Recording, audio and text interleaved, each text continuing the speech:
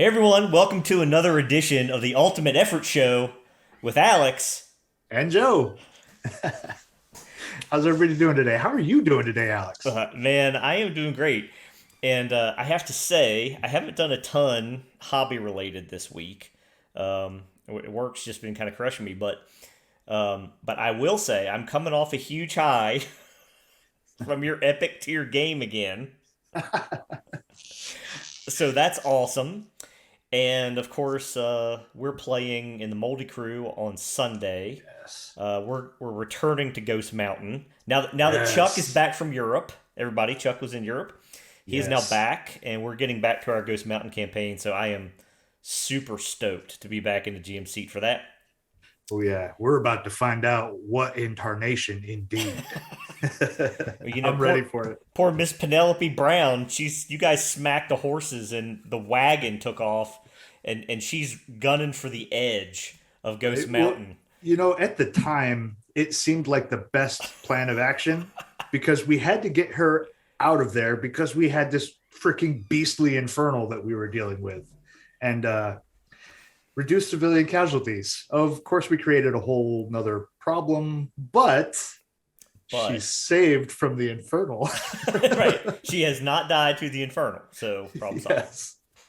And you saved the Hepala tribe member, so Yes. so Yes. awesome Which work. is important, Yeah. which is very important Yes. because that's potential allies in the future should we need them. Yeah. I If mean, this if we have to cross through their territory, it would be nice to be like, hey, remember my friend has a feather that one of your folks gave him. Like, can we please pass without you, like, killing us? Like, it's there's important mojo right there. yeah, exactly. I was going to say if this was one of those Telltale games, it would be like, you know, she will remember that. Yeah, exactly, you know. exactly. So I made a note in my DM journal. Made a note. And then the other important piece of news is, of course, the council game. It looks like we're going to be back Yes. on Thursday nights with Yes. you in the seat. Yep, I'm picking up. I'm As jumping well. right in, right in Yep, the middle of the game that we had already kind of been running for some super secret play testing. exactly. Yeah. Note So, my secret face. Ooh. yo, mm. Yes, some secret internal new Runehammer potential rule set Yes. that we've Yes. been fleshing out and test driving, and it's Yep. been awesome. I have to say. Oh yeah, I was really enjoying it. Yeah. Even though, because I don't like to do like the game master player character.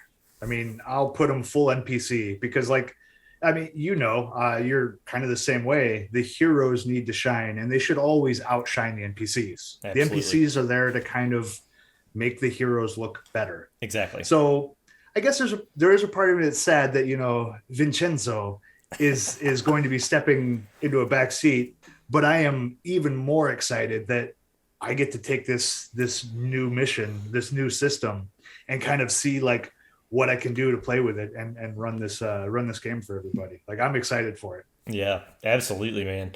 Yeah, so that's it for me in terms of hobby news. As I said, other than coming off that huge high in your session, killing a drake, well, nearly getting drowned by a drake, getting pulled into the air by a drake, killing the drake, and nearly falling to my death midair.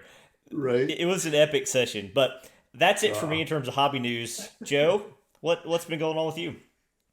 Man, I've just been kind of taking it easy this week. Like, same thing. I was coming off that high, which only turned into a high after the fact. Because, like always, during the whole thing, my brain's going like, "Oh man, this isn't challenging enough. Oh man, you need to turn it up. Oh wait, oh maybe it's too slow. Maybe I'm not doing it right. Are the players engaged?" And 100%, watching as we're playing, you guys were in it the whole time. I did feel it started a little slow. Maybe I could have like pumped something up a little bit, but definitely from what you guys had said afterwards and everything, like I was like, oh man, I was like twisting myself up over nothing. But I think that's a GM thing. I think we all kind of do that. We're always, in that worry, which I think we'll talk about at some point later on in the future. That Yes, feels like a topic. it does feel like a topic. Joe, write that down. Yeah.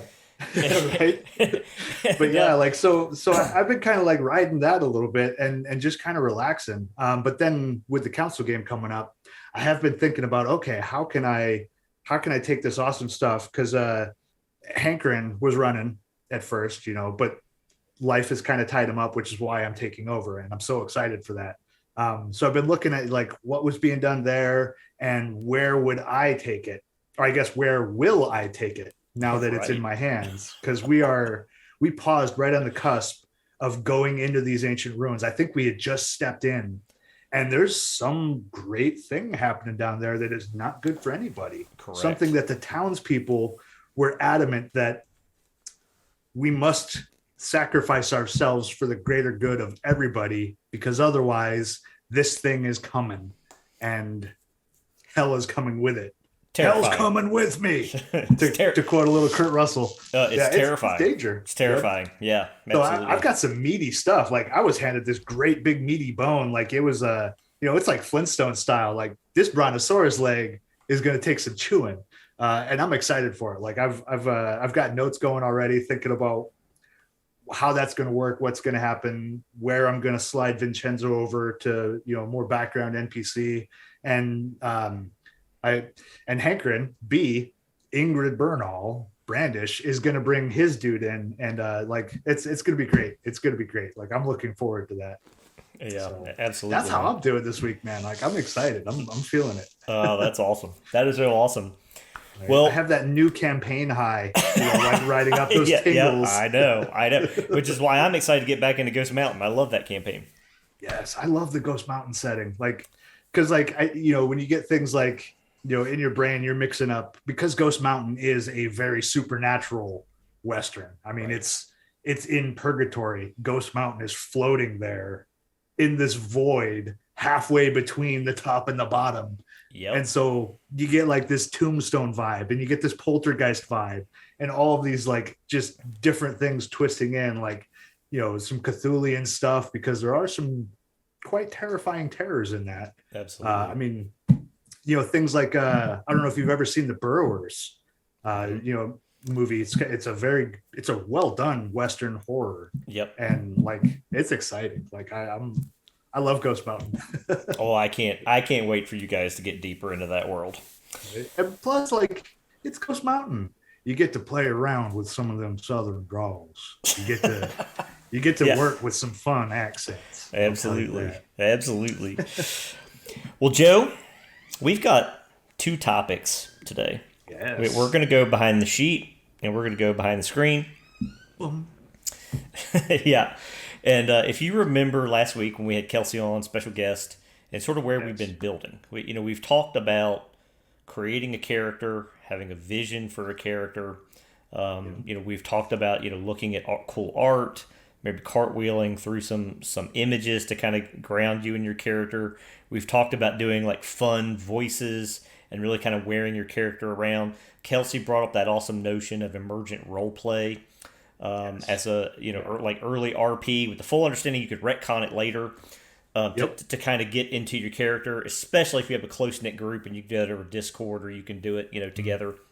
Yeah, that's a great tool in private, in a chat with just the group. Just feel things out. Absolutely. Beautiful. So we've talked about that, and now I think we're at the stage where we're ready to sort of put pen to paper. Oh, I'm ready. Blank sheet. Favorite fountain pen, awesome. We're good to go. Awesome, man. It's time to go behind the sheet. Ooh. All right. Ooh, man, I got the dice in front of me already. Well, and I got to say, Joe, no offense to our buddy Rogue out there. You know who I'm talking about. Yes. No offense to Rogue, but today we're going to build a fighter. And I thought not just any fighter. Let's do 3 kind of common archetypes. And I have to say, Joe, we've not collaborated before this. I don't know what you've sort of been thinking. I penciled down a few like quick notes. I'm going to be really curious to see your approach and your sort of take on these builds. The 3 that I have in mind are, first of all, and this always comes up, making a character who can dual wield. Right out of the gate. Let's tackle dual wielding. Yep, because that's always a huge question. Always. How do I handle dual wielding? How do I do that? What kind of damage do they roll? We're going to tell you. We're going to tell you, at least our approaches. Our approach, yeah. We're gonna give our opinion on Yep. Two, how about a large, heavy weapon fighter? it. Somebody Yes. who's got one of those limit break swords or a big Zweihander or Yep. hand and a The two half. hander. Yep, two-hander, hand and a half, like one of those giant swords Mm-hmm. that you strap to your back, or even like, I thought even like a giant glaive or like something. We're just like, we're going to Yeah. cover that Yeah. archetype, the big heavy Yep. weapon character, and then we're going to cover more of the tank defender style Yes. Yeah. fighter. So those three. Yep. But I was thinking the same. Those are kind of like the three most common types for I hate to use the word a basic fighter, but for the traditional, we'll say the traditional fighter kind of has those three lanes really. that's sort of my thought. I mean, you could Yeah. play just sort of a basic fighter, who's just Yeah. good at picking up a lot of different weapons Right. and Sword and board. yep, exactly. Mhm. But I do tend to gravitate towards those sort of three lanes. So I Yeah. thought it'd be great if we tackled those. So Yeah, totally. I'm And curious. Oh, yep, go I ahead. do want to point out real quick. We're not going to look at like the ranged fighter because that kind of feels like it's more stepping into like the ranger style, or like a separate entity from the fighter. Yeah, they're Correct. both fighters, but ranged is really kind of a secondary focus. And that Yeah, doesn't mean that these fighters, these three kind of typical types, aren't capable of ranged. Like that's a possibility, but the main focus we're looking at. yeah, absolutely. And we'll cover the ranged archetype Mm-hmm. at some Oh point yeah. down the road. But Mm-hmm. let's talk about fighter here. And specifically, let's just get right into it. Dual wield. Yeah. Maybe I was trying to think, by the way, Joe, of good examples of like famous dual wield characters. And I knew, there was that. There's a big one. Well, I was just trying to even think maybe from like popular media, right? And maybe you can think of a Yeah. better one. I tried to think, Duncan MacLeod at one point trained in some Yeah. two-handed fighting style. I think, Mm-hmm. Ashoka from Star Wars, she has sort of that, Yes. two-handed lightsaber style. But regardless, whatever your vision is, in terms of like maybe you want a sword and a dagger, maybe you want two swords, Spartacus style. Maybe you're one of those ice pick fighters, where you've got them, Right. reverse gripped, like that sort of thing. Straight out of Gladiator, the movie, and it is kind of a classic thing. Spear and net or a trident and net. Absolutely. Like, I mean, that's a two-handed thing. Like, I I- mean, it might be a little push, but Indiana Jones, whip and pistol, he didn't actually like dual wield both of them, but I can make a case for it. Like, I can see that it could happen to like there's room for things like that, like where these all could be mixed on the dual wield. Yeah, absolutely. So, Joe, I'm curious. How would you go about it?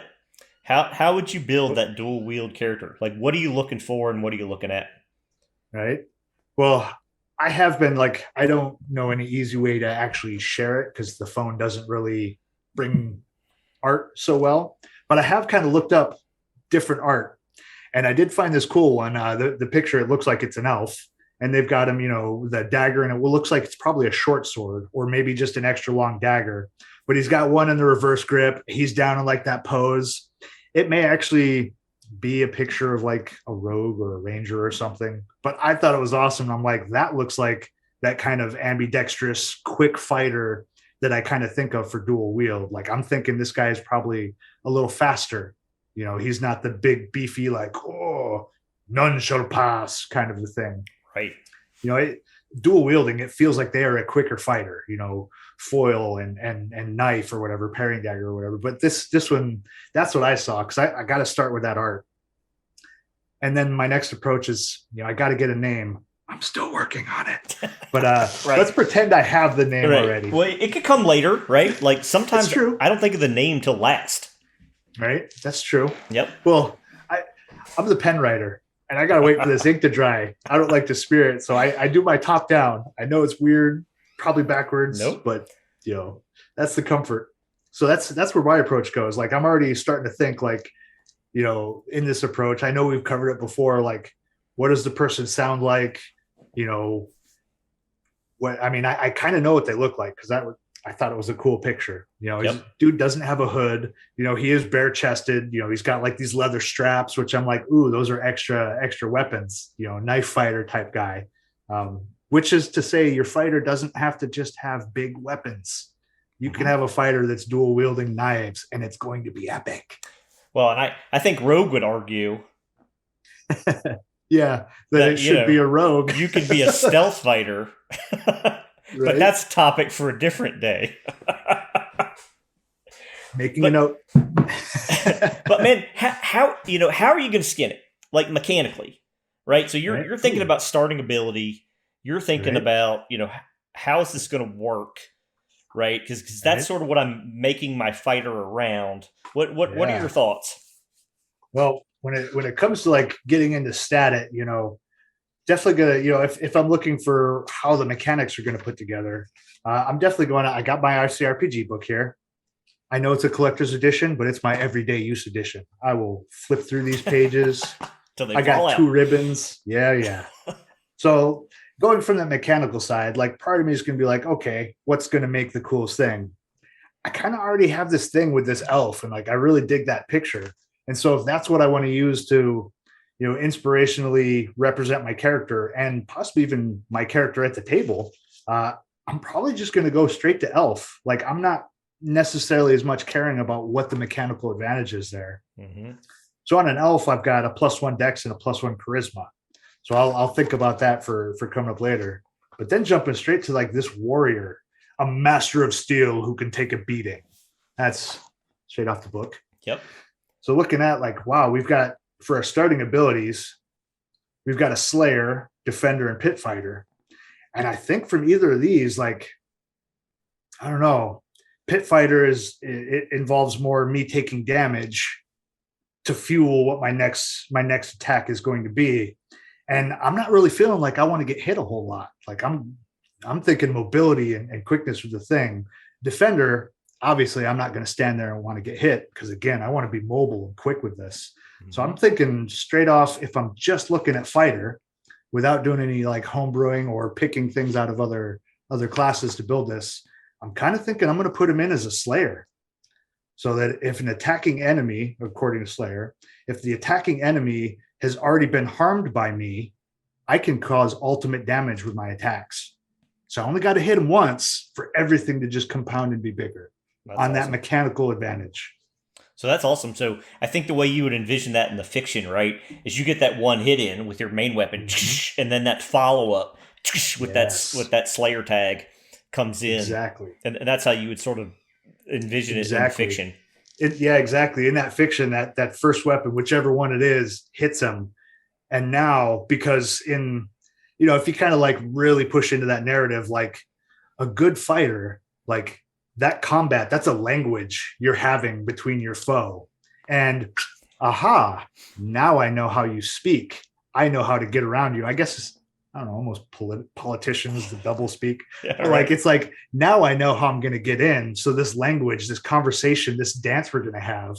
I actually think a sword fight is actually referred to as a conversation in sword fighting manuals. But that's aside the point. Interesting. But like, now that you know this, like, aha, I know where your weak spot is. So you come in and fully take advantage of that with all of your next swings because I've figured you out. Yeah. Is what that feels like to me. In that narrative. Why are you smiling? Because I know something you do not. Indeed.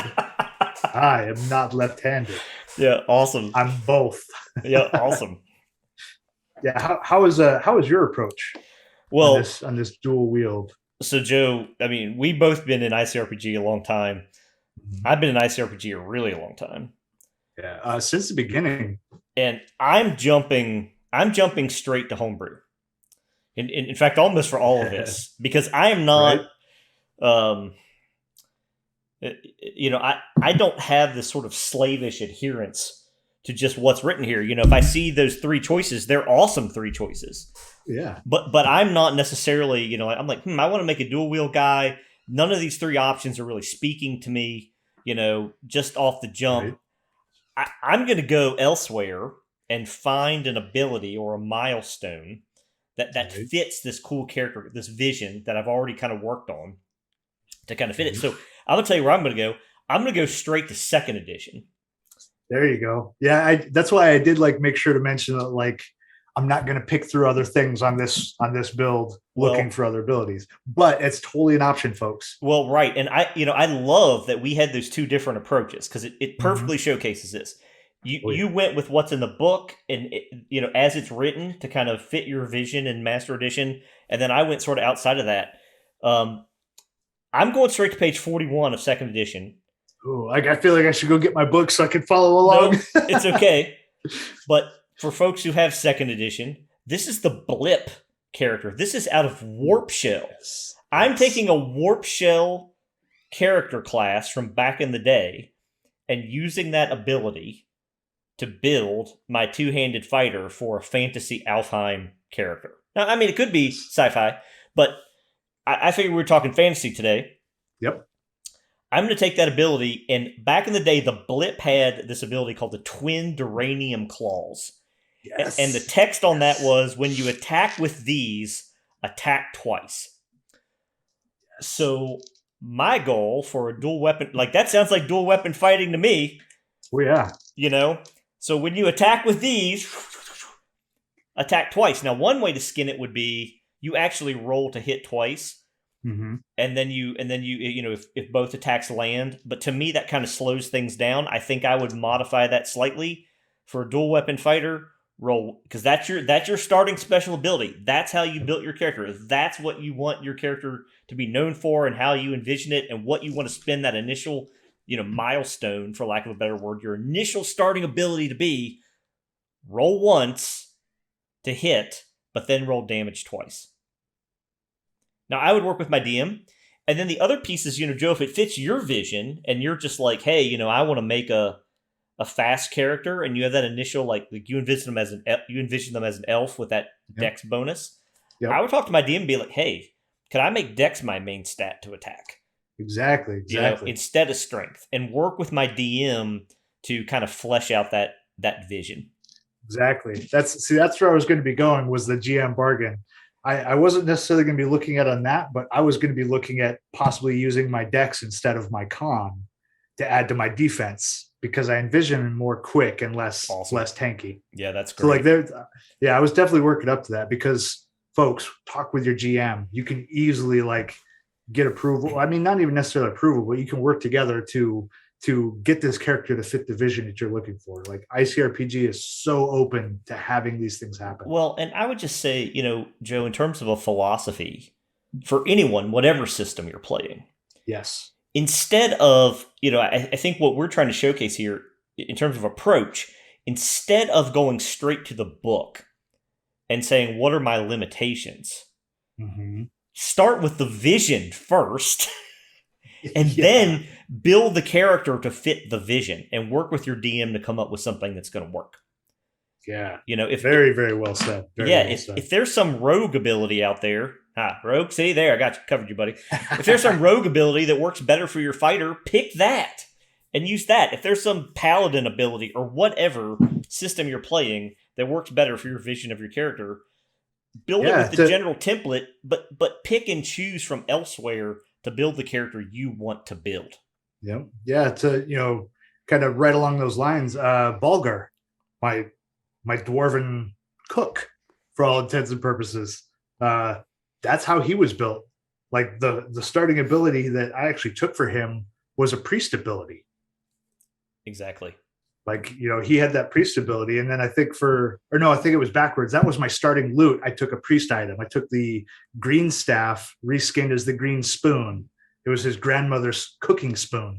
The starting ability I took from, funny enough, also from priest, going into that monk route. I took the, oh gosh, I don't remember what it was called. These are all straight out of the book. It was the Iron Fist I took as my thing. So I started with weapon damage for my fists, because he was a brawler. He punched things and he cooked. Right. And healed people through the food items he created. Through the food, which is where the green spoon came in. Correct. Because every spell I took for the green spoon all had to do with different healing stuff. But I had to have the food. That's it. And folks, if you want to make a brawler who heals people through the food they cook, you're not going to find that in the book. That's not written down anywhere. So by all means, for goodness sakes, pick and choose the abilities that are going to Yeah. make your character sing. From my standpoint, they're all abilities, they're all milestones.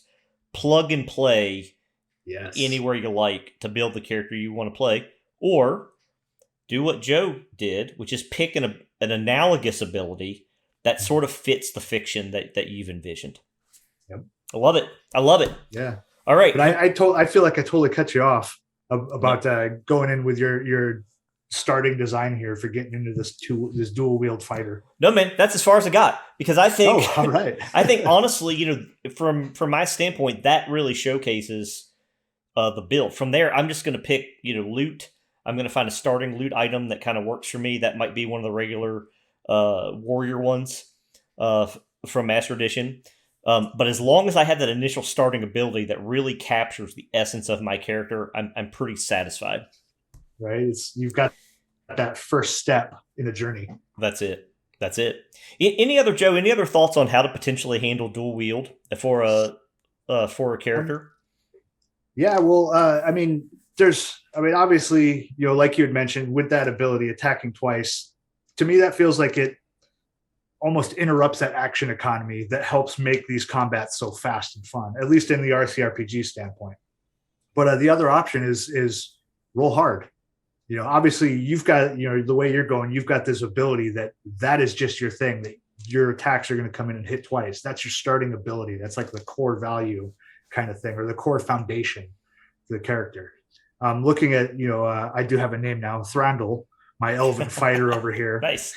Like, I'm looking at him as thinking, I'm probably not always going to hit with both. There's a really good chance, but I might not always hit. So I would talk with my GM and see if we could work out where a regular attack, say my target is 12. If I beat a 12, yeah, I'm just getting one hit in.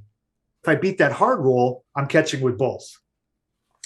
Yep. But then I guess my brain is already thinking, going like, well, that second hit, if I've already damaged them, I'm going to do ultimate on my second. And now I almost feel like I'm gaming the system if I'm just down with one roll on that. So I think I might actually almost argue, because my ability specifically is once I've harmed them, I don't think I would let that be like, oh, the first one hit, now I'm doing ultimate. I think I would let that take a whole second action to do. Gotcha. So I would look at talking to the GM that if I roll the hard, I can just double my weapon effort. Just roll 2d6 plus my weapon effort, that both weapons hit. But next round, because of my Slayer tag, I've damaged that guy. So now I'm going to roll my ultimate, instead of weapon, plus those bonuses. That's awesome. So that's what I'm looking at. I would look at talking to the GM about regular target, I just hit with one. Hard target, boom, I'm going to tank double weapon. If that works with the GM. It works for me. Right? Awesome. Awesome. The only other thought that I had, Joe, is, maybe you look at Hunter and you look at that quick draw ability. And instead of making that a ranged attack, you make that a melee attack. And you just say, hey, on a 15 plus, I attack again. Going back to Core 2E, that's the old Kedis Chains, correct. It was the speed quiver for melee. Exactly. But that's another great example right there. Yep. And so I feel like that would fit a dual wield character. Like if you envision like you're chaining these attacks up, like right. Yes. Like I feel like that would be a way to kind of showcase that character as well. Yeah, that's actually a really good one. That's a really good one. Yep. All right. But that would change my starting ability. Yeah, it surely would. I like that. I like the thought of, that whole, I have figured you out now, so I'm going to hit you even harder next time. Yep. So I'm sticking with my Slayer tag. Well, but any of those are going to work, folks. Yep. Like any of those options. All right, let's talk about large heavy weapon fighter. Ooh. So I was over here getting ready to roll up figure out some stats. But yes, I'm sorry, let's move on. Yeah, I mean, I think, Joe, for today, I don't even think we need to get there, right? So we've talked about, you're probably going to put points into strength, maybe. You're probably going to put points into dex, if that's kind of the vision that you see. Or you're going to go random and grab a handful of D6. Or you're just going to be ballsy and go for it. Yep. Right. See what happens. Yeah, I'm sorry. Yeah. Yep. defender. Yep. So let's large heavy weapon fighter. So let's say you've got a huge glaive, or you've got a Zweihander, or you've got one of those huge limit break swords, and now you want to build a character that kind of showcases that ability. What are your thoughts there in terms of what you would pick, kind of starting out to kind of make that a reality for that vision? Well, again, I've been checking out art for a lot of the week, and piece of art I went with. Funny enough, it's actually from Warhammer, Warhammer Fantasy, and of course this is a dwarf. I'm looking at that dwarf. He's got his big giant orange mohawk. He's got Nice. this massive two-handed battle axe. This one of those Oh, big beefy. It's almost as tall as he is. epic. So I'm looking at right there. I'm like, this dude is stout, and he's going to cut you right through the middle. Love This it. is an axe that other people are going to be like, isn't that a little ungainly? And the dwarf is like, no, it's not. It's perfect. It's perfectly balanced. And he's going to show you how every time he swings that bad boy. So that's my first step. Is like, Okay. I Awesome. gotta have that art. I love it. So now what's your build centered around? Yeah. Well, I'm gonna center it around that axe. And kind of since I already started, setting that precedence of going from the book, Mhm. I'm like with the dual wielder, I'm not gonna try and mix and match. I'm just gonna look at, I'm a fresh new player. I've never done this before. Like I'm looking Nice. at this, Yep. I'm trying to figure this out. So I'm looking at it and I'm thinking that pit fighter ability looks really awesome because my dwarf, he's going to be running right in there. He's going to get hit. And with this pit fighter ability, when I take damage, I get to add the amount of that last hit to the next hit that I make. So Awesome. I'm kind of going to want to get in there and get a little bloody. Like, yeah, I'm going to run right in. I'm going to take a swing. Oh, maybe I missed that one. But then this foe I'm fighting, wham, he whacks me for 6 points of damage. And now I'm like, aha, next time I hit you, I'm adding 6 extra damage because that's what I just took. That was the last damage I took. And I'm really going to hope that there's not another foe that tags me for 1 because now I'm only adding 1. As per that ability, that last damage that I took is going to beef up my thing because I'm getting a little rage filled. I'm feeling angry about it. Like I'm going to get some payback is what that feels like with this pit fighter.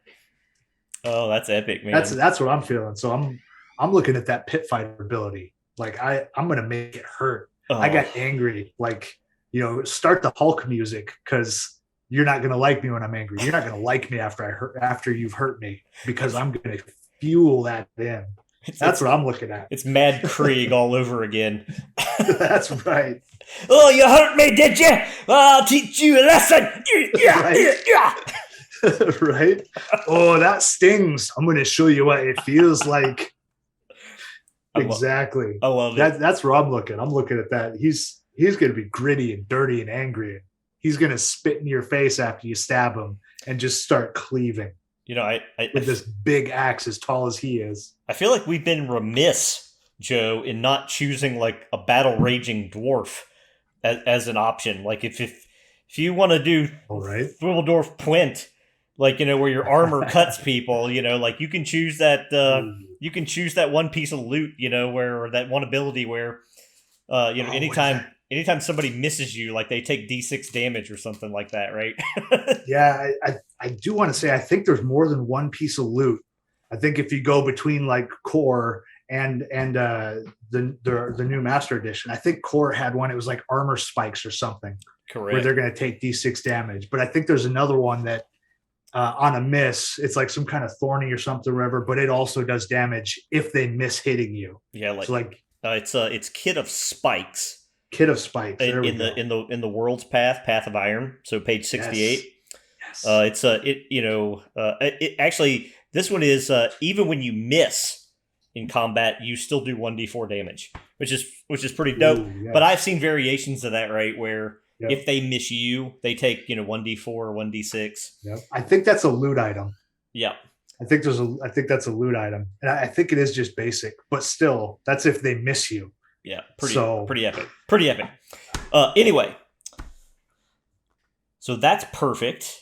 Again, for large heavy weapon fighter, I went I colored outside the lines because that's what I do, and because my character in your current epic tier game, Vlad, I'm currently Yes. doing this. So I envision Vlad, he's this huge, like Russian fighter.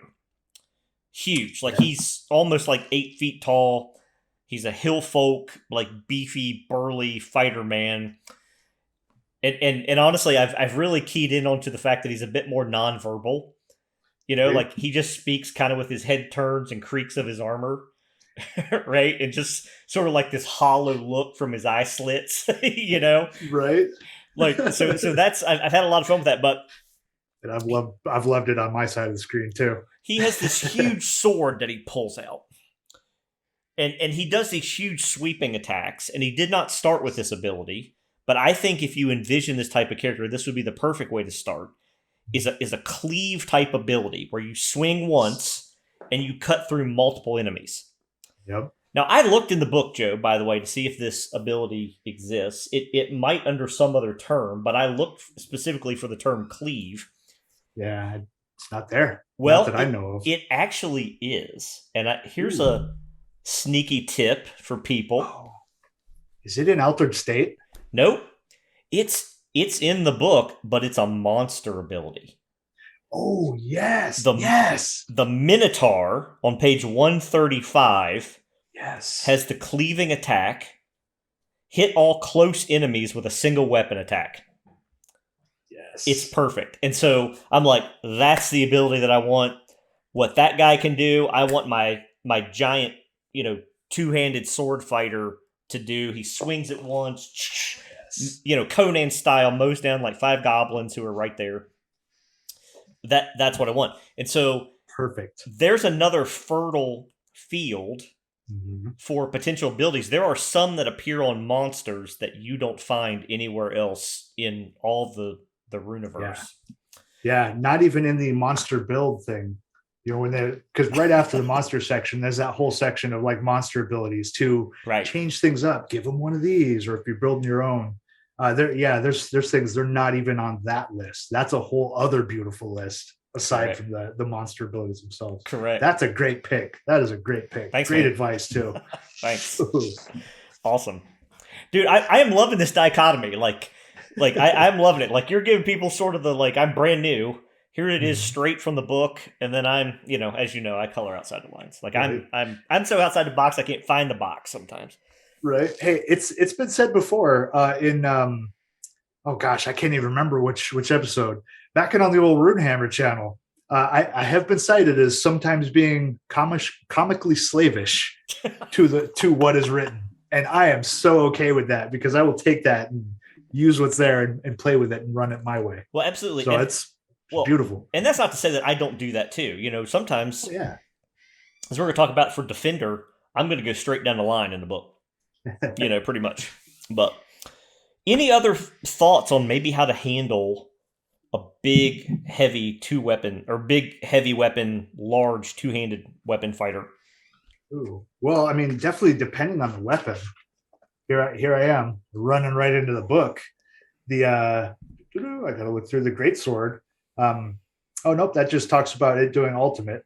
I could see with a great weapon that you might even have some reach, depending on what that great weapon is. Correct.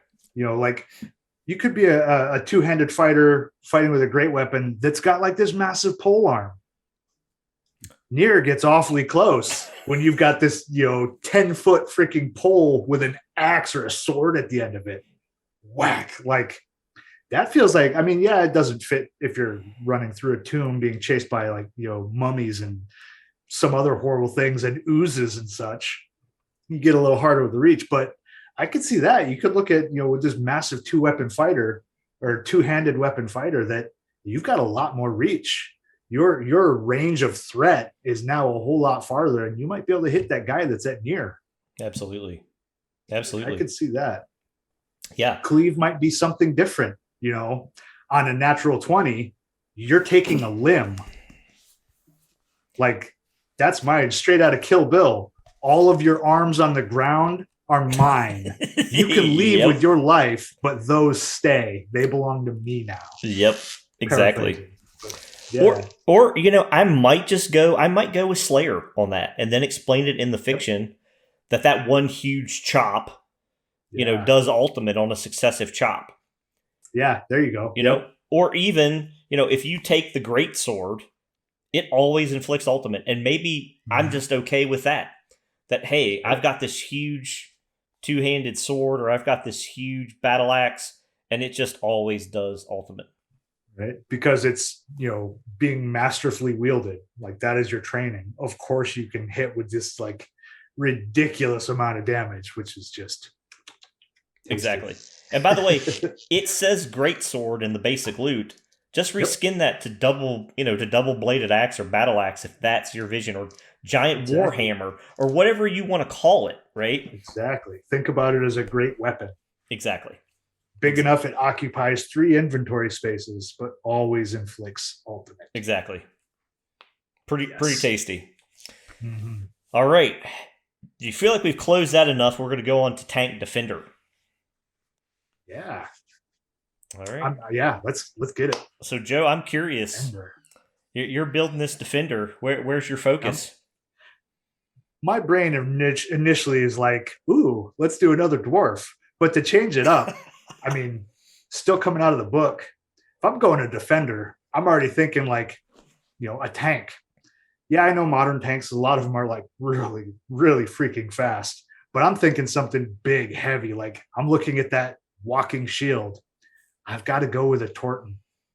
Like I'm already built in. Oh, I've already got some armor on me. I'm already wearing it. Like, aren't you sneaky? yeah, Love it. I'm already picking Torton. They don't have any bonuses that add to any kind of defense. It's +1 con, +1 magic effort, but we can play with that down the road for certain. But Mhm. I'm definitely thinking like I'm going to go with a Torton. He's already big. He's already bulky. He Yes. fills a lot of space. So if Yes. there's danger and I need to plug a hole so that the rest of my party can handle the stuff in the room, I'm already filling the hole because I'm huge, I'm wide, I'm bulky. I've got girth. Sorry, I Yes. went to dwarf again, but I'm looking at that. And Awesome. 100%, there's the defender ability straight out of the book. Allies within close range of you can use your defense stat. Yes. So I'm already thinking like, okay, that's good. Well, it's definitely going to be heavy plate and chain armor, like without question. +4 defense. Sure, my dex rolls are going to be hard no matter what. I'm totally okay with that. I'm not here to move. I'm here to keep all of the other enemies from moving. And any of my homies, any of my party members are going to get in close, are going to get my total defense stat. I've already got a bonus to con. I'm clearly going to throw some points into con. Then I've got this extra +4 defense from the armor. I'll probably even throw a shield on there just to get that extra +1, +2. Yep. So like I'm already looking at probably starting right off the bat, fresh, wet behind the ears character with probably like a 16 to a 19, maybe even the max of a 20 defense. Correct. And that means all of my buddies that come in and stand within close of me, they're all getting that 20 defense because I am the impenetrable wall. Correct. You will not pass.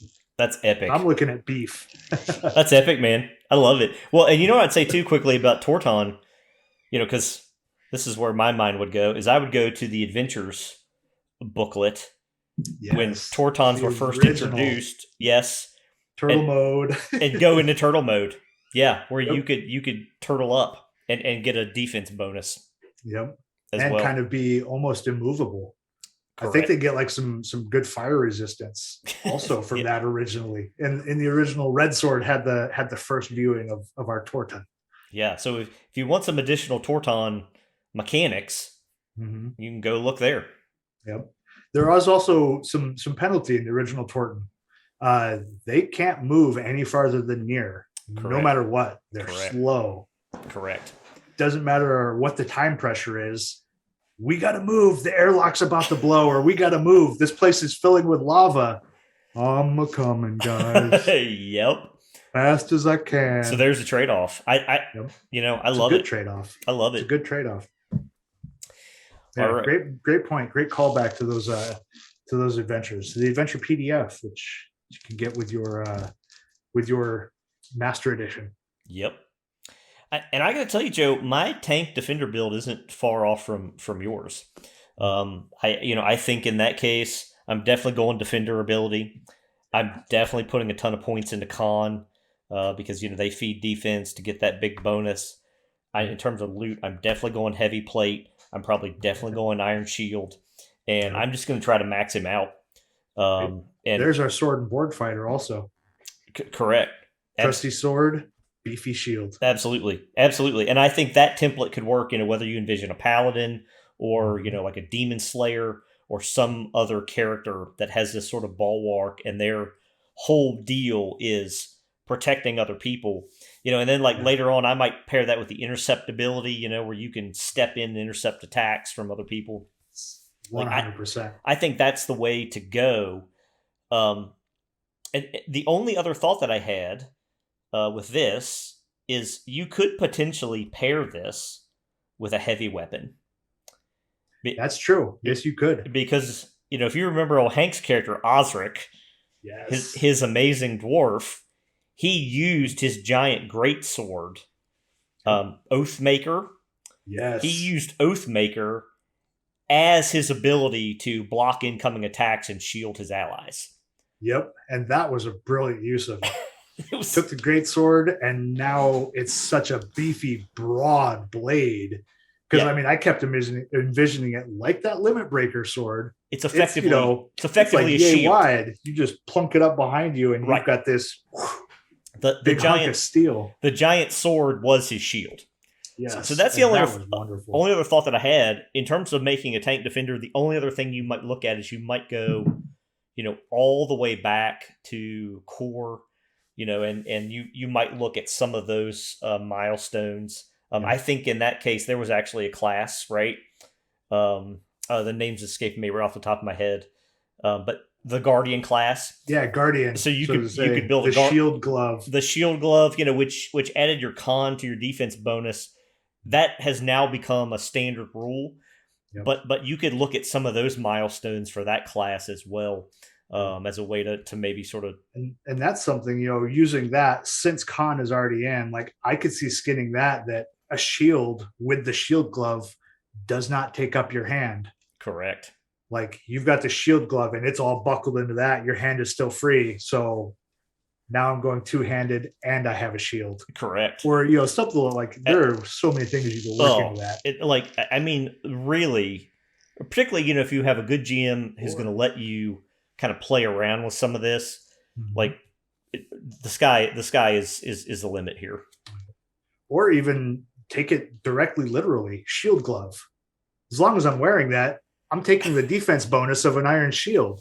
I've got a +2 defense because this beefy thing, I'm going to catch your blade. I'm going to pink stuff off of it. I'm going to Wonder Woman it. You shoot, ping. Right. Look out now. Starts getting... You got the big Warhammer 40K power glove, and that is also kind of your offense and your defense. Exactly. Right? There's a lot of things that start working with that. 100%. Yep, absolutely.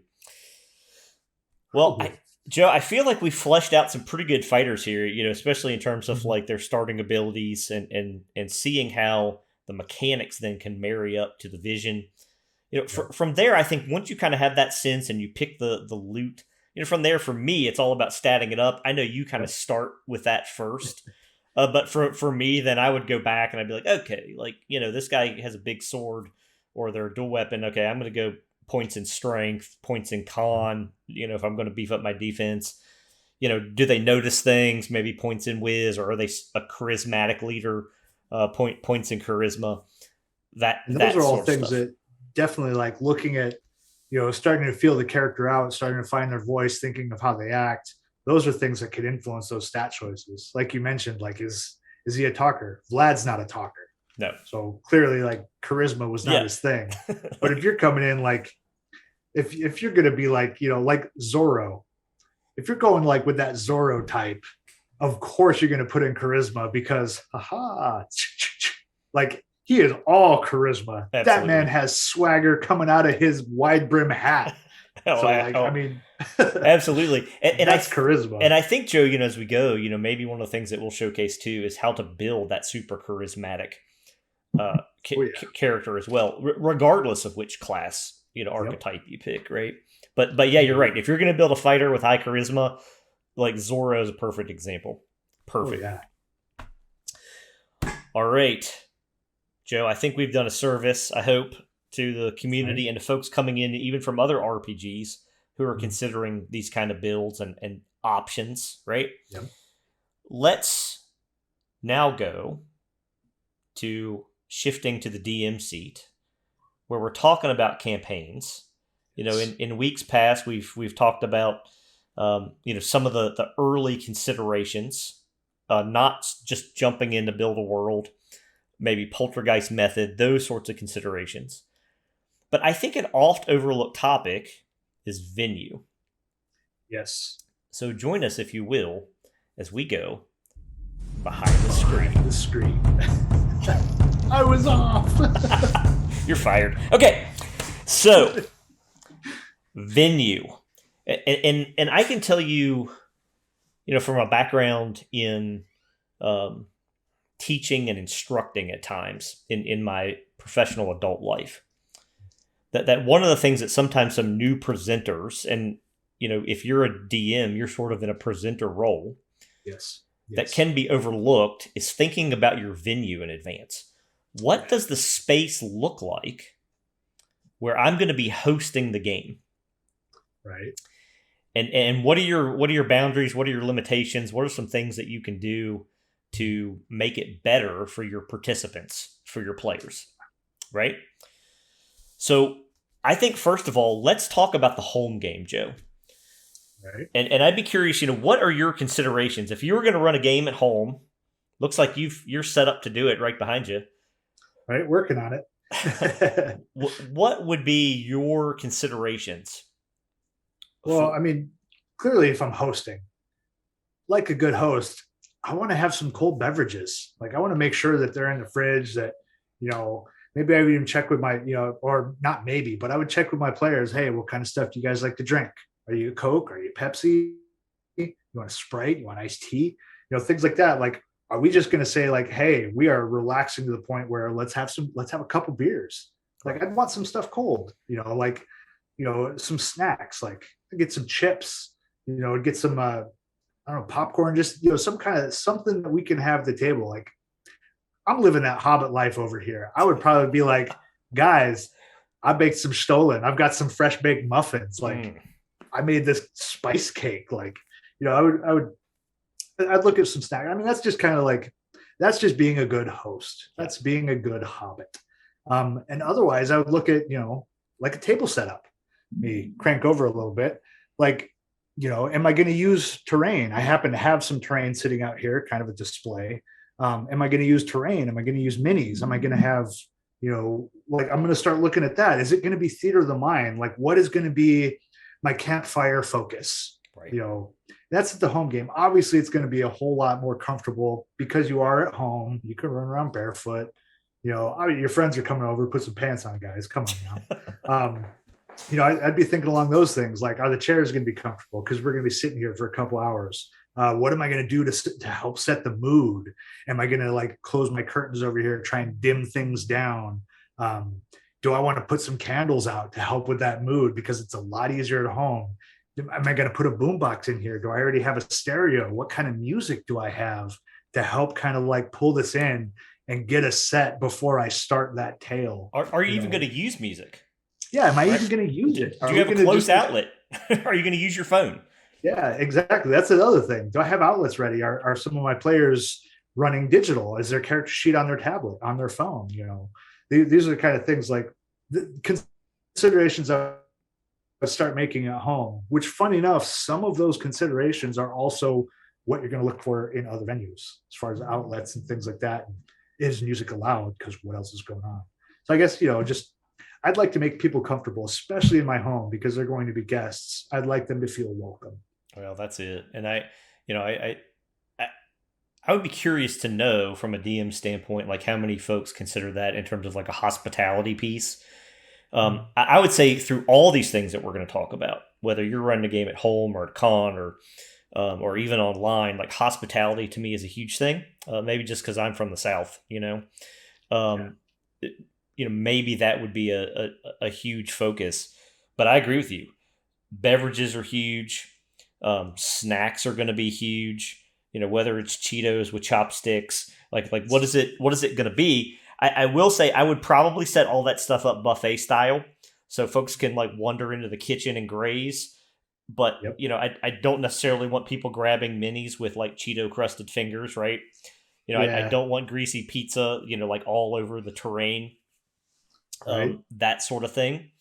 But outside of that, I would want to like try to have something for folks to munch on, try to have something for folks to drink, and really just make people feel comfortable, and really honestly keep that high energy for folks. Like, welcome to my house, Yeah. like meet my dog, pet my dog, Yep. like that But that if my sort of dog doesn't like you, you're getting out. yeah, that sort of stuff.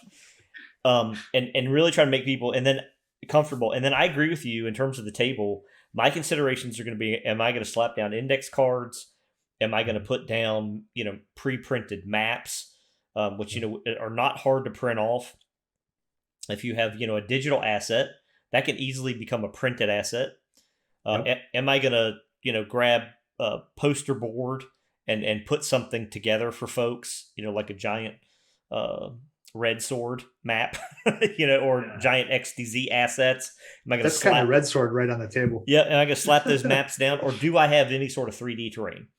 Right. Do I have XPS foam, which I do, Mhm. but am I going to use that, or do like you? I know you've done Hearst Arts molds. Like, am I Yep. going to put down plaster tiles?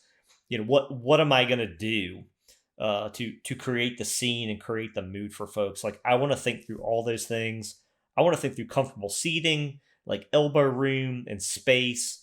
Like, where can I pull this off to really sort of take care of my folks, when they come Right. over, because I want them to come back. I want them to look forward to coming, and I don't want to put them off, just in terms of the setup. And even I know we're talking about table setup. If you're doing theater of the mind, like I kind of mentioned that campfire look, you can even just have whatever simple map. This is the location we're playing, sitting on the table. If theater of the mind, you're not using minis, you're not doing any of that, you don't have terrain out. It's just something that the players can focus on, that's kind of in that almost mood setter of like, this is the world we're in.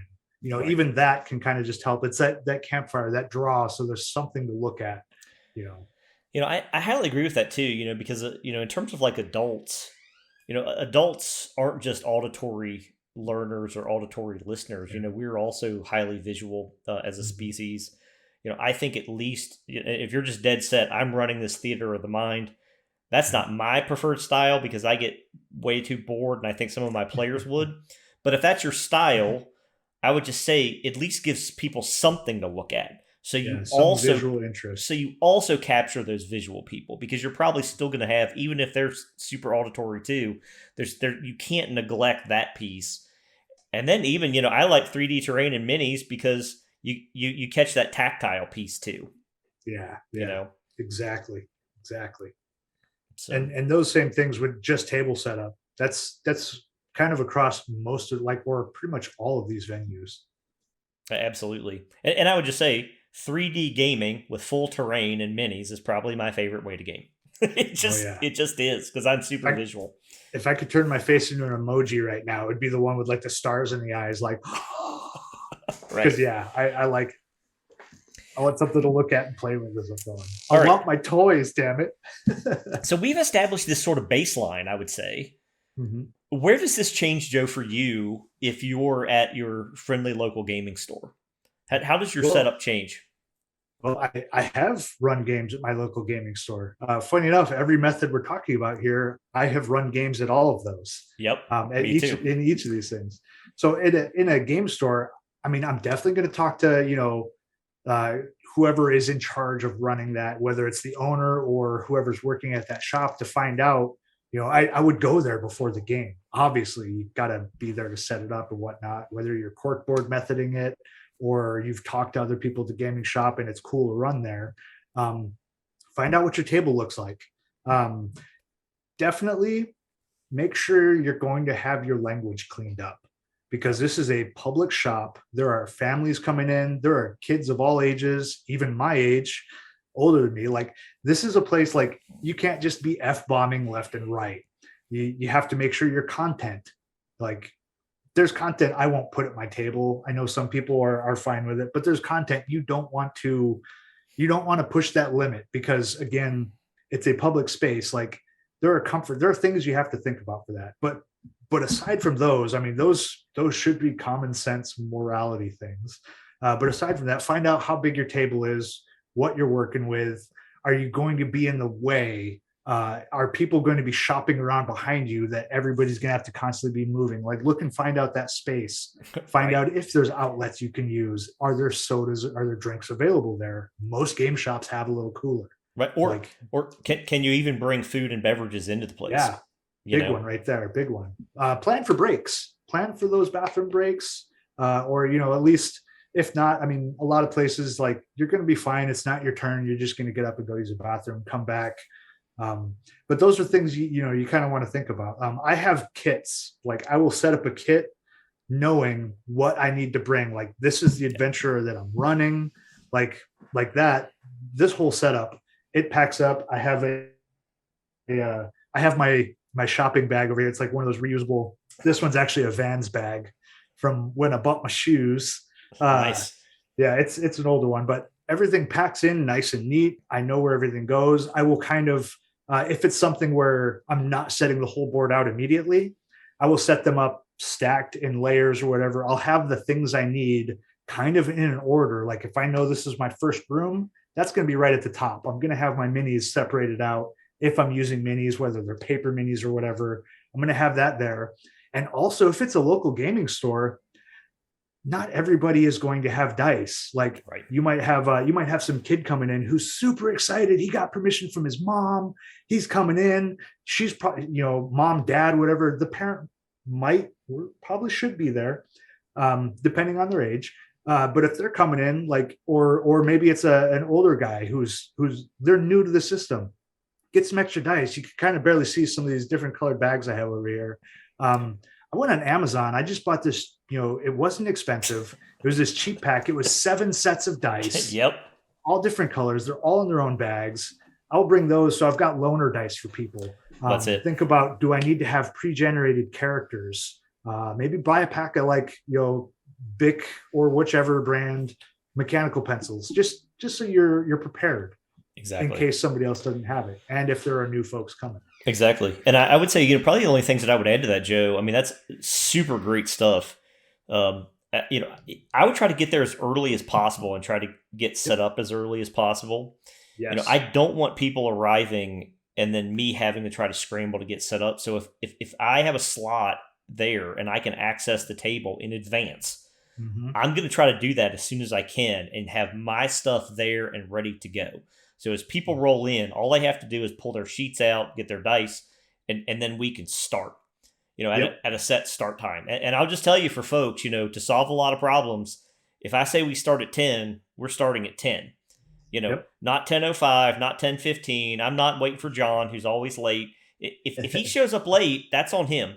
Mm-hmm. Because especially if I'm renting a space, or Yeah. I'm on somebody else's turf, right? We're going to start at a set start time and we're going to be done at a set time. And I'm going to take all that into account. But I'm going to try to get set up early, just like you. I'm going to have probably a big pool of dice in the middle of the table that people can grab, if they forget dice. Usually most folks have their own. But just in case, I'm going to have some cheap dice. If they walk off with them or somebody takes them, no problem. That's a service that I provide. Half the time, especially if they're new, I'll let them keep their dice and take them home with them. Absolutely. Like, here's your first set of dice, man. Exactly. Or woman, here's your first set of dice. Welcome to this hobby. That's Welcome it. to this life. And then I have a backpack that I pretty much stuff everything into. A couple rule books just in case. Fortunately, with ICRPG, we almost never need rule books. But if I'm playing 5e, I'm definitely going to have a few player's manuals in there just in case. And then in terms of terrain, I'm more likely to go simple. I probably wouldn't run full 3D at a game shop, especially if I'm highly mobile, unless it's a very special session where I really want to set the mood and I'm comfortable lugging all that stuff in.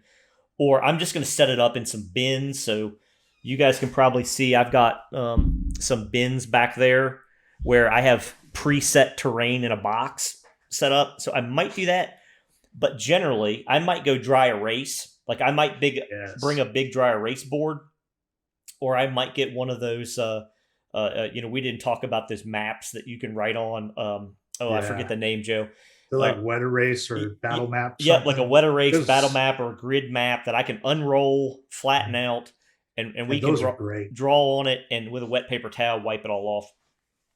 I'm going to go something like that, or I'm going to go with index cards or Mhm. some other type of terrain that I can slap down. You need to generate a town. Here are 5 buildings. Doop, doop, doop, doop, Yep. doop, Quick and and then easy. just go. Or I'm gonna maybe even invest and go fancy and get a nice like mouse pad style, like it's just grass, right? Right. Plop down a few trees, like a few pieces of scatter terrain, and we're in the woods. Plop Right. down a few pieces of ruins, and suddenly we're outside of a broken tower. Right. I'm gonna go pretty simple if I'm on the road. And outside of that, just the stuff like I'm gonna have extra pencils, I'm gonna have extra pens, I'm gonna have extra index cards, I'm gonna have extra character sheets. Like I'm gonna have all that stuff so that when people come in, like we can just jump right into the action and kind of Exactly. get going because back to hospitality, right? You don't want to waste other people's time. Yeah. Yeah. Exactly. And I just actually thought of something. A lot of game stores, especially if they have available tables, they frequently have like wargaming happening. So check with the shop. If they do have wargaming, you might get lucky and be able to use some of that terrain because a lot of shops will have terrain that's shop terrain. Correct. They might have a whole shelf, and if the shop owner or whoever is cool with it, you might be able to pull some of those pieces off to help populate your table. So I mean, that's you may not necessarily have to bring everything, like get your minis and stuff, but you might have some available terrain you can ask to use Absolutely. potentially. Check Absolutely. with your shops. Man, that's good stuff, Joe. Um, now, okay, what changes if now you're going to go to a convention? First and foremost, I mean, some of it does stay the same. You want to make sure your terrain, if you're using terrain, which in a convention, kind of a big plus, like, because not only is it just your table, there are people moving around everywhere. And some people might be walking by and looking. The very first convention I ever did, it was GamerCon in San Diego. It was a nice small little venue.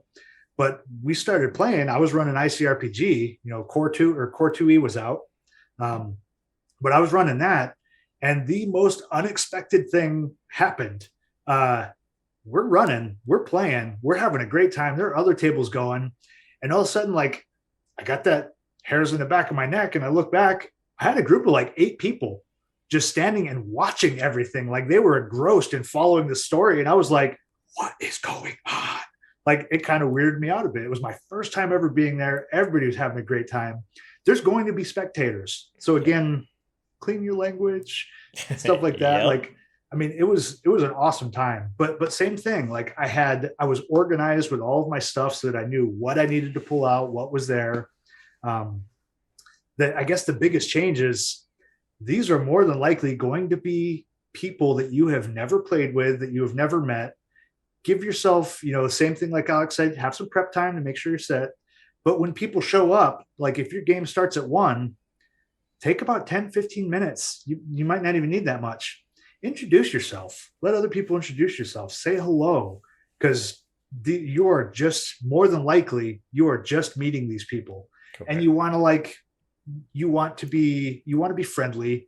You want to put that good energy out there. You want to know these people's names, even if you forget them. You can call them by characters' names or whatnot. Make a note of them. Like make sure you talk to these people and you feel comfortable with them. Um, One, and and I would just say on that note, Joe, like I bring placards, so they're just little fold in oh, half placards and sharpies, so people they can write their character name and then in parentheses they can put their real name or vice versa, just so I kind of know and I can then call them by name. Like nothing puts people more at ease when you're actually mhm, calling them by name or you're referring to their actual character name. that's brilliant. Yep. So go ahead. Sorry, didn't mean to interrupt. Yeah, no, that's brilliant. It's Hey, a, you it's could a even do a folded index card for that right in yes, front. it's a small touch, but it goes a long, long way. Go ahead. Yeah, yeah, yeah. No, I think that was pretty much it. Is the comfort thing like, And also with new people, you want to make sure this is this is a hobby for everyone. People are the game. The game is all about the people. It's, yeah, we've got these books. They tell us all the stuff, but this isn't the game. This is just a suggestions on how to play it.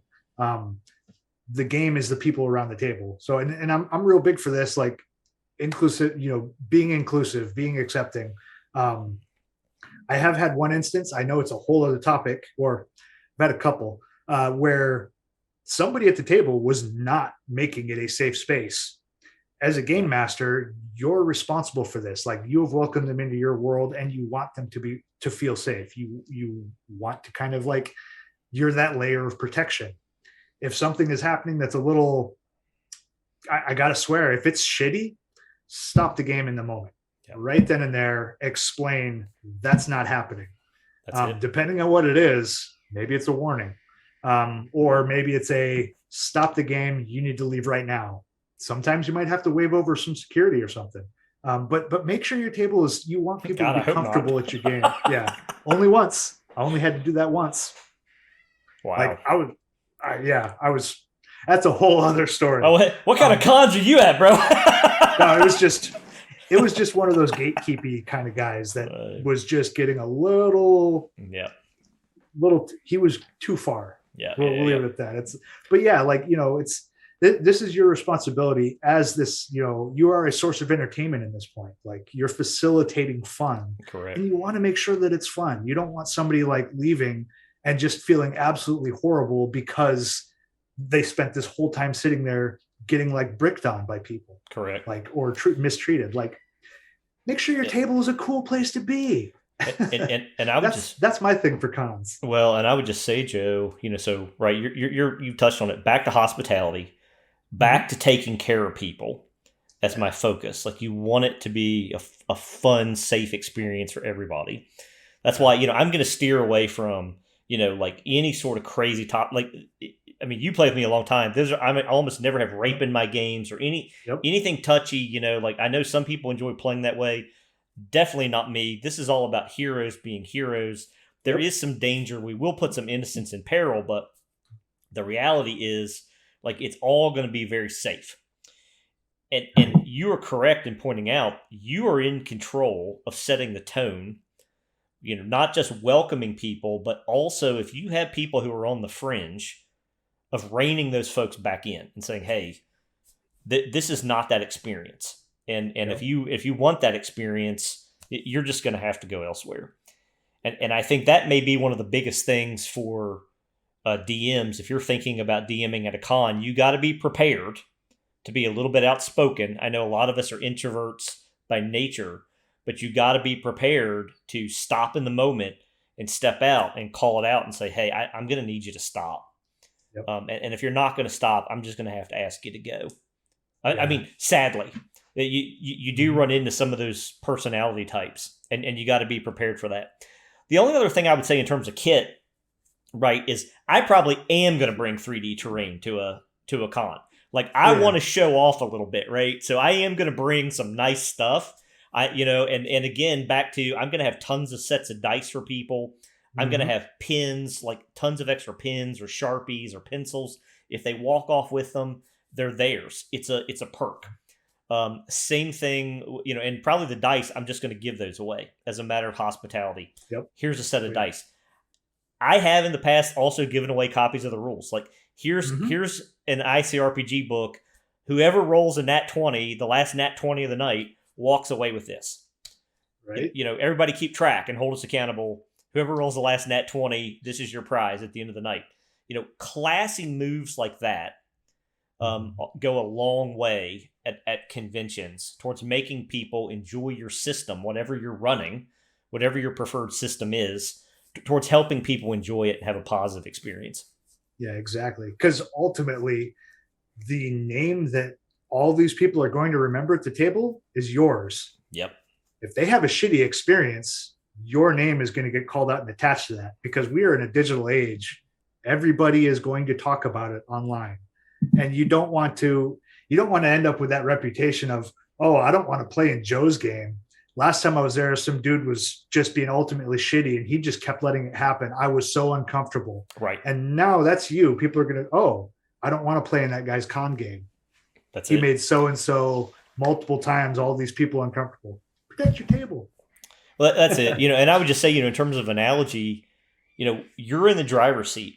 Mhm. Like it, love it, or hate it, you're in the driver's seat. And the reality is, if you're a driver, you have certain responsibilities that go beyond if you're just in the passenger seat. If you're in the Right. passenger seat, right, like you're free to look out the window, you're free to get distracted, you're free to fiddle with the controls, like you're free to do all kinds of stuff. If you're the Right. driver, it's a little bit different, and you have a certain level of responsibility at the table. Yeah, totally. And so if you do have those bad experiences, you have to take charge and steer around those things. Yeah. Yeah. And you did mention you wanted to show off this whole Hearst Arts tiles. This was built specifically for conventions. Yep. Yeah. I kept them when I moved because I love them. Or how about my giant it. lava monster back there, right? You plop that on the table with a big piece of orange felt. Right? Everybody's in it now. Like, oh my God. Right, exactly. My dude's this big. That thing's a foot tall. Exactly. Yeah. All right. Go for those big moments. So we've talked about home games. We've talked about FLGSs. We've talked about being at a convention. Let's now shift and talk about playing online. Oh yeah. What are some considerations there? Like, how does that look for you, Joe? Well, I mean, you don't got to worry about snacks. You're on your own. BYOS, right? Yeah, with going virtual, like, pardon me, going virtual, you're still kind of showing stuff off. You want to have or at least something I like to do. I like to have a good landing page. Someplace on that virtual tabletop that when my players first show up, here's something visually interesting. I'm probably going to have a title up there. I'm going to have the tokens they're using for characters laid out. Like it's I wouldn't go so far as to say movie poster kind of approach, but a lot of people do make Absolutely. some wonderful, beautiful looking things. But Absolutely. I want something that's already setting that mood. I want to make sure I've got music because these are features of most every virtual tabletop. I want to have some like thematic kind of music that's already like, so you're already kind of like getting that first immersion right when they come in, and you're seeing your hero, you're seeing your guy right there, your girl, which you're seeing your hero. We'll leave it right there. That's Yep. Perfect term. Well, and you're seeing them, you're seeing the interest. And let me just say real quick, Joe, on music, right? I'm probably not running music at my local game store or at a convention. But when I play online, music and having some background music, that definitely becomes a focus. Yep. Even if it's just even if it's just like an ambient track. Correct. If it's like trees moving, and some birds chirping and like the occasional, even if it's just that, it's still already getting that immersion because most of us, we're headphones. So that's what we're hearing already. Like that immersion is great. Like get that in there. And get some cool maps. Get some maps that you think look cool, that fit with what you're doing. Have your tokens done up. I've got a lot of different little things that I do because I prefer Roll20. I know Alex is the same. Been using it for years. It's not that I don't, want to learn something new. I have looked at a lot of other virtual tabletops. I'm familiar with, and I like Roll20. Yeah, I agree. Well, and I've got tips to use because I don't use all their bells and whistles. But it's the layers feature for me. Mm-hmm. Like having multiple layers is sort of make or break for me. I just use 2. Mm-hmm. I cheat. I use 2. I'll set my map space a little bigger than what my actual map is, and I'll put those maps on a map layer. Then I'll fog of war it, and then I'll reveal just the map. So I have this whole bar down the side that's fog of war covered, and that's where I'll store all my tokens and anything I need to drag out. So I don't have to like switch layers in the middle and, oh crap, I'm on the wrong layer. Why isn't this click working? Like I kind of bypass and cheat that a bit. I'll have all my tokens, maybe blood spatters, things that I need on the side, debris, boulders. Yep. And I use that search feature for tokens to and let me just interject here, Joe. You raise an interesting point. When it comes to online, kind of like you're set up at home or at a con or whatever, this could be as complicated or simple as you want it to be. Oh, yeah. From my standpoint, in terms of online play, I just want it to be simple. Like I'm busy. I don't have a ton of time. I just want a map, that I'm going to lock on a map layer that Yep. nobody can move or smudge or knock over, right? I'm going to have a map that's locked to the map layer, and then I'm just going to have tokens on top of that map that where Exactly. people can move their token. Like that's about as simple as you get. It's just like throwing down a piece of paper on your table, Mhm. or one of those like dry erase sheets, or roll up maps, and then having minis or tokens on top of that. That's Exactly. as complicated as I want to be. Go ahead. And a lot of VTTs do have some really cool features. If you want to put in the time for it, you can do all that dynamic lighting where, you know, character has a torch, it's illuminated out to so much, and you'll get that radius on there. Yep. And you can build in your walls that light can't pass through. So as they move in, their light just illuminates that torch. And oh my gosh, now it's shooting up here. There's an Right. opening. Just Like that you can pie. build all of these. Yeah. You can Yep. build those in, and there's some cool stuff. I've experimented a little bit with it, but it does take some setup. Like Yeah. things like Foundry, a lot of them you can get those maps already pre-built with all that stuff. But there's a different learning curve. There's Right. a bit more different investment on that thing. Like there's some great VTTs out there, and you can certainly find ones that will work for what you are looking to achieve. And that's the big thing is like you have to think about before you jump into a virtual tabletop is what mood are you trying to achieve? Exactly. like like us old guys, like do you just want something quick and easy because you got a bunch of other crap going Yeah. Right. on? I just want to roll some dice with my homies. Exactly. Exactly. Like what can I do to get going as quick as possible so we can just enjoy this Yeah, time, right? right, we're all old, we got bedtimes, man. Well, and I would just say, Joe, again, like, so I would take this back to hospitality, right? Yeah, If you're playing with new people online, one of the biggest things is I'm going to work with somebody in advance to make sure their tech all works, right? So, yeah, so yeah. maybe we'll test, roll 20 in advance, or Mm-hmm. maybe at the start of the session, we'll take the time to go through the basic features to make sure Okay. nobody's left behind. Like, here's how to turn the volume down. Like, that's Yeah. important. Oh my gosh. here's, Oh, right? I still feel so bad. I had that one game, like we had been playing for an hour, and I didn't take that little bit of diligence. I do every time now, but we'd been playing for like an hour, and all of a sudden, like it was I was running a community game for the ICRPG community, and the guy says, "Guys, I'm having a really hard time hearing everybody. The music is so loud, I might have to drop out." And I was immediately kicking myself in the Right. butt because I failed that one little bit of hospitality to say, "Hey, click over to here. Here's your master volume so you can adjust and turn the music volume down." This poor guy was like straining to hear because roll 20 automatically puts the master music volume full. Correct. So he's trying to hear over this music screaming in his ears. And I felt so awful. And I have not forgotten every time I have new players to first thing say, "This is how you turn the music down."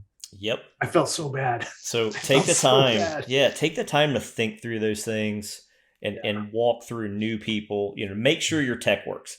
We use Roll20 for our tabletop, just maps and tokens, pretty much, and then we use Zoom for our communications. That's the primary way that we roll. There are other options out there, but test it first, especially with new people. Make sure the tech works. So I would say do that. And then the other piece is, in terms of like virtual tabletop, to me, it really is about a collection of assets. And you don't need a ton of them to pull off a cool game. Just a basic map, like you need just some basics. You need like grass, you need like sand, you need like dirt, you need like basically like cave or like dungeon tile. Like you need like gray, green, and like tan, like Right. and brown. Like basically, like if you have all like just those backgrounds, you can put a few scatter assets on top of those and virtually create any space you want. So so do build that, and I have to put in a plug for 2 Minute Tabletop. You Yeah. know, Ross is an amazing guy, and his Patreon is amazing. You can get in super low priced and grab a bunch of amazing assets. He also gives away stuff for free. You can grab some All the freebies on his time. website all the time. And even then, like whole maps are something like $1. Like it's not crazy to go with 2 Minute Tabletop, and they just have a really good look that just kind of pops. Some people might argue a little bit cartoony, but I think the style just looks amazing on a VTT. I cannot speak more highly about his stuff. Grab that, and you don't need a whole lot of it to pull off an amazing presentation for your players. Yep. And virtually every single VTT has spots where you can just upload. It's usually just click, and then you either search for the file or you just drag it right into the window. Correct. And it will upload, and you can pull it out and resize from there. Roll20 does that too. You can drag and drop stuff in, and it'll auto load it right in. Yep. For yep. you. And there's a lot of, if money's tight, like, look at the state of it. money's going to be tight sometimes. There are so many free options out there. Roll20 has a free option.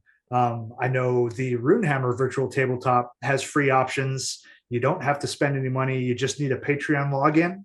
Just make the account for Patreon. You don't have to support anybody, and you can use the Runehammer virtual tabletop. Owlbear Rodeo is free, and those are both like the nice bare bones. You can play music. You've got dice. Owlbear Rodeo comes with, like Alex was saying, those bare bones. You have your basic grass, your basic dirt, your basic water, basic stone tiles. Like, those are all pre-built in there with some generic one for all tokens. There's quite a few. I know I'm forgetting. There are so many out there. I think Astral was one. Correct. Yep. Astral. I played. Yeah, there are so many. Yeah, there are so many free options out there that if things are a little tight and you're a notch in on your belt, you can jump in and use these things. You can go so far as to just if you want to get something a little more tailored, do a Google search. Jungle Ruin battle map. And Google will pull up some images, and you can pull those to use for your home game. Like there are so many options that just can help you get these things together. Well, and I would just say, Joe, kicking it old school, like when we first started playing, I used some sort of like team communication. I can't even remember what it was now, but like Zoom, we use some sort of like conference software. Yep. To do that, and I just shared my screen, and I ran the game entirely from Paint Shop Pro. Like perfect. I had the map in there as a layer. I had tokens on top as individual layers. Now the players couldn't move them themselves. They would tell me where they wanted to move, and then I would move them. But I ran all of that just from my graphics program, my image manipulation program. That's awesome. Yeah, I've heard. I know some of the guys in our community. I wish I could remember who they were talking about, that they use Google Slides. Correct. And they still currently run that way. And I'm pretty sure there's even a forum post that they made about it, about how they do that whole setup and how they run out of Google Slides. I think you could run a game out of PowerPoint even. Easy. Right? Because you could easily drag and drop images and move them around on a background. Right.